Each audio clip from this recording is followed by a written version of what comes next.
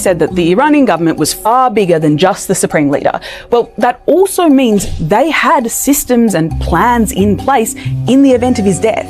Not just because of the rising tensions between Iran and the West, but also because Ayatollah Ali Khamenei was 86. So almost immediately after Khamenei's death, senior leadership swung into action, forming a temporary 3-person council to essentially do the supreme leader's job until a different group known as the Assembly of Experts could gather and vote for his successor.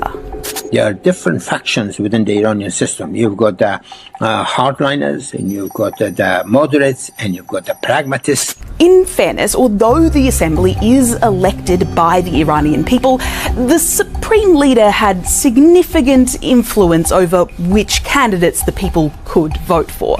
So a successor from Khamenei's hardline camp was always pretty likely. But even so, this wasn't just a regular transfer of power anymore. This wasn't an elderly man peacefully passing away. This was an attack. This was war. A wartime decision-making doesn't really lend itself to taking the middle road, the middle option, or showing moderation, because all of that is seen as weakness. Iran has to show strength. And who did the assembly pick to continue Khamenei's hardline legacy? Well, Khamenei. Mojtaba Khamenei, that is, the former supreme leader's second eldest son. At first glance, this might seem like an odd choice. I mean, wasn't the whole point of the 1979 revolution to get rid of hereditary dynasties?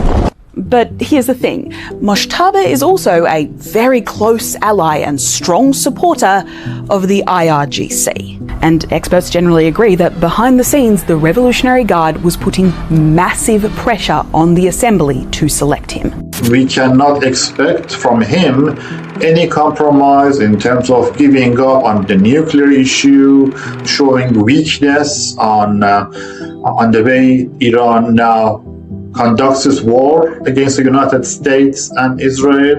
In terms of the domestic welfare of the Iranian people, Mojtaba shares his father's ultra-conservative interpretation of Islamic law, and he may have actually been responsible for some of the IRGC's extremely violent crackdowns against protesters in decades past. President Trump is delusional, especially when Trump calls for regime change. It basically justified the brutality of the regime's response to protesters. For better or for worse, regime change or even just significant reform was always going to